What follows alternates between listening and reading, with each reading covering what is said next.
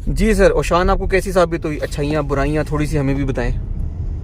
बुराइयों से स्टार्ट करूँ अच्छाइयों से? अच्छाइयों से स्टार्ट करें। अच्छाइयों से स्टार्ट करूँ। बड़ी गाड़ी है, भागती अच्छी है, 7 सीटर है, सामान के साथ ये पूरा आ जाता है सिस्टम इसके अंदर। और मेरे ख्याल इतनी अच्छाइयाँ ठीक है। सस्पेंशन अच्छा है इसका। और फ्यूल इकोनॉमी अच्छी देती? फ्यूल इकोनॉमी इको पे थोड़ी बेहतर देती है, कंफर्ट के ऊपर बिल्कुल नहीं देती अच्छी। ठीक है। और कस्टम इसका मोड है वो इको नॉर्मल का मिक्स है, लेकिन ज़्यादातर गाड़ी इको पे ही होती है तो वो भारी रहती है। अभी भी कस्टम पे है, इसको मैं थोड़ा सा पैर दूंगा तो ये उस तरह से नहीं उठेगी जिस तरह से ये कंफर्ट पे उठती है। ठीक है। इको पे रियलिस्टिकली कितना दे रही है? इको पे रियलिस्टिकली ये देती है हल्के पैर के साथ 100-110 की स्पीड पे अगर आप इसको चलाएं with no cruise control on long route तो आपको ये 7.2 7.3 पर 100 किलोमीटर दे देगी। ठीक हो गया। और अगर आप इसको थोड़ा सा 120 प्लस पे लेके जाएं, under 130 120 plus minus cruise control पे तो ये 8.5 8.6 8.7 पर 100 किलोमीटर ये इसका सीन है। और जो चीज़ मुझे अच्छी लग रही है इसमें बैठ के वो ये कि कंफर्टेबल काफ़ी है। कंफर्टेबल है, नॉइज इंसुलेशन अच्छी है, बाहर का शोर नहीं आ रहा। बाहर का शोर नहीं आता, नॉइज इंसुलेशन अच्छी है, सस्पेंशन कंफर्ट बहुत अच्छी है, सीट कंफर्ट नहीं है। सीट वैसे मुझे तो एक बिल्कुल स्टार्टिंग लेवल स्पोर्टेज की भी इससे ज़्यादा कंफर्टेबल लगी है। ये ज़रा सख्त है, ये सीट सख्त नहीं है। ये छोटी है, छोटी भी है, सख्त भी ये है। सीट शॉर्ट हाइटेड लोगों के लिए बहुत अच्छी है, टॉल हाइटेड लोगों के लिए ये बिल्कुल प्रॉब्लम है। जिनको कमर के मसले हैं या जिनको शोल्डर्स के मसले हैं उनके लिए ये सीट बिल्कुल नहीं है। हम मसलों पे आ गए हैं फौरन। आपने एक और बात बताई थी एक दफ़ा कि इसका लेफ्ट से राइट कन्वर्जन में कुछ चीज़ें नहीं शिफ्ट की इन्होंने। ये इसकी जो ये ड्राइविंग सीट है ये पूरी नीचे नहीं जाती। अगर आप अपनी सीट को उसकी एलिवेशन चेक करें तो वो बहुत डेप्थ में जाएगी, बहुत नीचे जाएगी, ये नहीं जाएगी, जिसकी वजह से मैं काफ़ी ऊंचा ऊपर हूँ, मेरी हाइट भी ठीक है, ऑलमोस्ट 6 फीट है, तो मुझे ये इसको और नीचे डेप्थ में लेके जाना होता है, लेकिन ये नहीं जाती, ये बस ये मैक्सिमम नीचे जितनी फंस गए। और एक और भी कोई इंस्ट्रूमेंट भी मेरे ख्याल से राइट लेफ्ट शिफ्ट नहीं किया था इन्होंने। ये यहाँ का कुछ मसला था। ये क्लस्टर, ये बेसिकली पैसेंजर सीट की कंट्रोल्स है। ये तो ये आपकी वो राइट साइड पे है, वेंटिलेशन है सीट्स की, ये पैसेंजर की हैं और मेरी वो लगी नहीं नीचे राइट साइड पे। सही। तो भी गियर नॉब की दूसरी तरफ आई हुई है, गियर नॉब की दूसरी तरफ आई हुई है। ये वाला जो कंट्रोल है ब्रेकिंग का, पार्किंग ब्रेक, और ये जो ड्राइवर को चाहिए ये इस तरफ होना चाहिए। हाँ, वो लेफ्ट पे, ये उस तरफ है। दूसरा इसका ग्लव बॉक्स देखें, अगर मैंने यहाँ से बैठ के ग्लव बॉक्स को एक्सेस करनी है तो मुझे पूरा लेटना पड़ता है लेफ्ट साइड पे जाके, वो बिल्कुल एंड पे है। यूजुअली ये यहाँ होता है, लेकिन ये उस साइड पे, इसका दूसरी साइड पे। That is the problem. अच्छा, कंफर्ट, यस, इसकी जो ड्राइव कंफर्ट है वो बहुत अच्छी है, सस्पेंशन बहुत अच्छा है, टेस्टेड इट। और मैंने इसको प्रॉपर वो वाला जो ट्रैक होता है जिग-जैग वाला, जिसमें 2-3 टायर हवा में होते हैं, एक टायर ज़मीन पे होता है, उस वाले ट्रैक पे भी फुल लोड के साथ, means 7 seats full with luggage test किया हुआ है, क्लासिक, वो कोई ऐसा इशू नहीं है। रोड क्लियरेंस इसकी बहुत अच्छी है, लगती लुकती नहीं है कहीं पे, इवन विद फुल लोड कहीं पे रोड पे टच नहीं होती। नाइस। अच्छा, और सबसे ज़्यादा शिकायत आपको इसकी वारंटी से आई थी?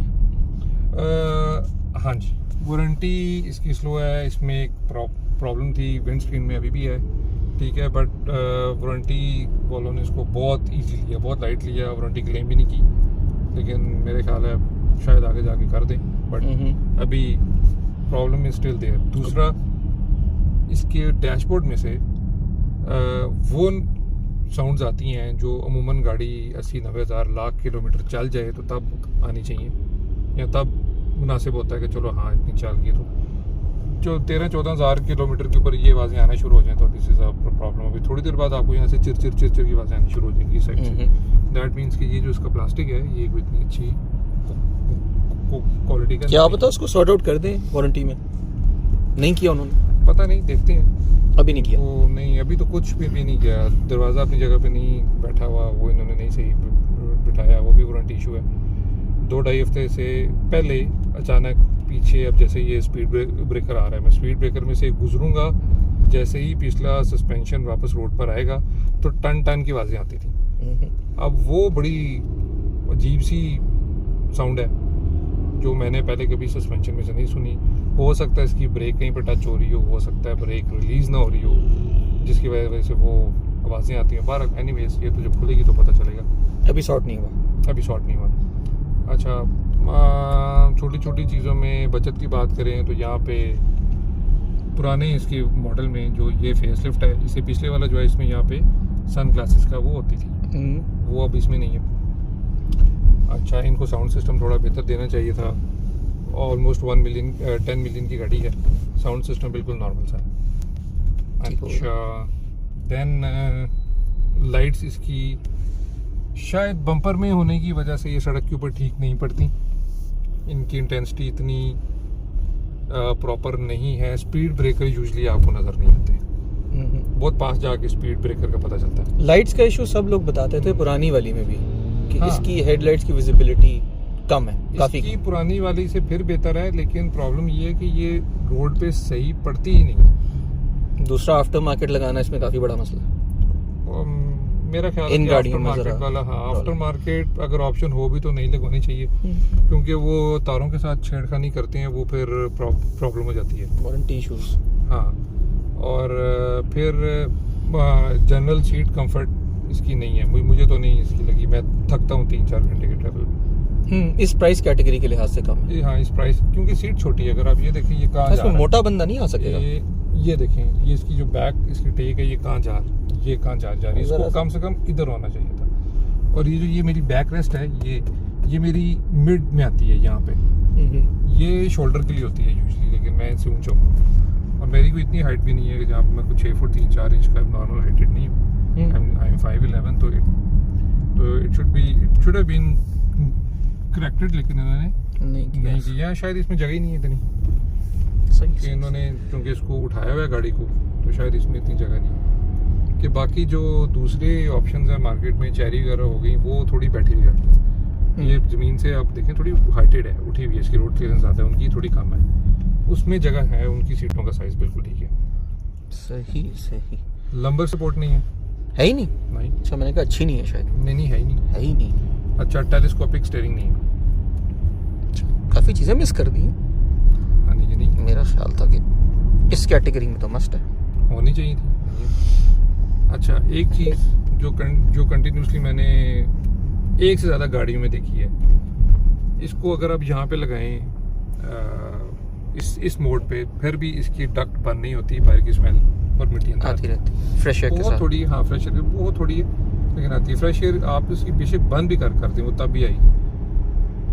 अच्छा, और चीज़ें कोई ख़ास इतनी नोटिसेबल नहीं है। काफ़ी डिटेल्स होगी छोटी। हाँ, और भी होंगी। चले, गुड इनफ। वो इतना बताना काफ़ी है। एक और फीचर इसका अच्छा है, ये वाला, इसकी जो साइड मिरर है ना, ये डिफॉगर लग रहा है मुझे देख के। नहीं, ये साइड मिरर हीटिंग है। अच्छा, बारिश हो तो यूजुअली ये होता है कि आपको नज़र नहीं आता राइट लेफ्ट, शीशों में नज़र नहीं आता, फॉगी या वो वाटरी शीशे होते हैं, वेट होते हैं सारे, तो आपका विजन जो है ना वो ख़राब होता है। इस मोड के ऊपर ये ड्राई रहते हैं दोनों, क्योंकि ये हीटेड है दोनों शीशे। हाँ, लेकिन अब ये जो जिनमें बेल्स एंड विसल्स इन गाड़ियों में हैं, जैसे even starting from a Picanto, I was surprised कि पिकेंटो के side view mirrors are heated. अब इस कैटेगरी की गाड़ियों में ये चीज़ें अब अच्छी आनी शुरू हो गई हैं। ये स्टीयरिंग टेलीस्कोपिक ना होना और ये चीज़ें थोड़ी सी अजीब सी हैं वैसे, हो जानी चाहिए थी। ये मैं आपको बता रहा हूँ, इन्होंने छोटी चीज़ों पे जो बचत की हुई है ना, मेरे ख्याल है ये 1-1.5 लाख रुपए से ज़्यादा का खर्चा नहीं होगा, लेकिन इसने पूरी जो एक ड्राइव की जो एक ऑरा होता है ना, वो ख़त्म कर दिया। एक जो उसका मज़ा होता है वो ख़त्म कर दिया। मैं इसको ज़्यादा एडजस्ट नहीं कर सकता।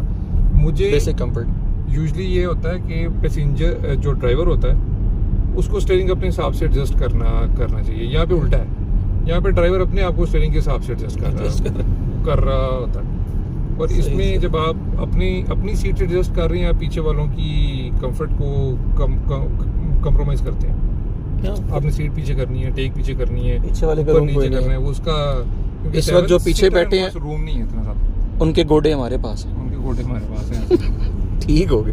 अच्छा, ये एडजस्टेबल है पिछली सीट, लेकिन 5 सीटर इससे ज़्यादा खुली है क्योंकि उसने पीछे ना उन्होंने वो सीट थोड़ी पीछे रखी बूट है। स्पेस कम है, लेकिन पैसेंजर का जो वो है उसके पास जगह काफ़ी ज़्यादा है, उसकी स्पेस ज़्यादा है। सही बट 7 सीटर में जो एंड पे 2 सीटें ऐड की हैं उसकी वजह से इतना मार्जिन नहीं है, स्पेस नहीं है। बेस्ट हो चल थैंक यू सर। ड्राइव मज़े की है। बाकी मज़े की है, छोटे छोटे इश्यूज छोटे छोटे हमने का बता दिए। Thank you. ऑब्जर्वेशन हो रहा है इसके टर्बो में लैग है, स्प्लिट सेकंड का ही है लेकिन लैग है। और इसमें जो ड्राइव मोड्स हैं उसमें अगर आप कंफर्ट में जाते हैं तो आपको लैग कदरे कम मिलता है, गाड़ी पावर में जल्दी आ जाती है, पिक बहुत अच्छी होती है उससे, ठीक है। आपको जो रिस्पांस है एक्सेलरेशन देने के बाद, गैस देने के बाद वो क्विकली मिलता है। लेकिन जैसे ही आप आ जाते हैं इको पे, ये मर गई, ये बस ये अब इसमें ये सांस खींचना शुरू हो गई, टर्बो में लैग आ गया। फिर एक इसका मोड है कस्टम मोड, मेरे ख्याल है ये जंप करता है बिटवीन कंफर्ट एंड इको। उसका भी कुछ ऐसा हिसाब किताब है कि आपने जैसे ही इसका एक्सेलरेटर दबाया है तो इसने पहले सोचा है कि मैं भाग लूँ, तो CVTs करते हैं जनरली, वो मैं भाग लूँ। तो बस अभी जब वो सोच लेती है फिर भागती है, लेकिन थोड़ी हैवी लाग लगा देती है। सही। लेकिन कंफर्ट पे ये फ्यूल ज़्यादा खाएगी, कस्टम पे ये फ्यूल इको की वजह से कम खाती है। सही। तो ये इसमें एक फ़र्क है, काफ़ी बड़ा फ़र्क है। अच्छा जी, इसमें एक ऑब्जर्वेशन और है, अगर आप इसका बेजल देखें मीटर का तो वो छोटा है।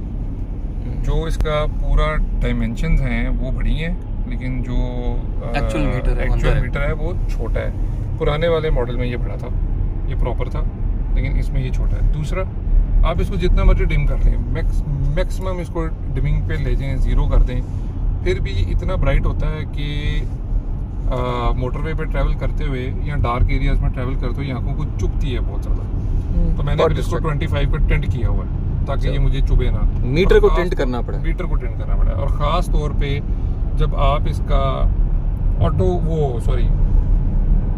क्रूज कंट्रोल मोड ऑन करते हैं तो ये ब्लैक एंड वाइट हो जाता है, और उसके ब्लैक एंड वाइट होने के बाद ये ज़्यादा झुकता है। तो इसको फिर मुझे टेंट करना पड़ा जाके 25 का, ताकि ये मुझे चुभे ना, गुजारा करने के लिए। हाँ, उसके बाद ये मैक्सिमम डिमिंग पे है और ऊपर से 25% टेंट पे है, तो ये इतनी लाइट थी। इतना है, अब कंफर्टेबल है, अब कंफर्टेबल, मतलब ठीक है। कस्टमाइजेशन करनी पड़ी, लेकिन कस्टमाइजेशन करनी पड़ी।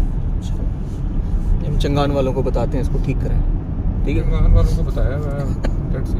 चल थैंक यू।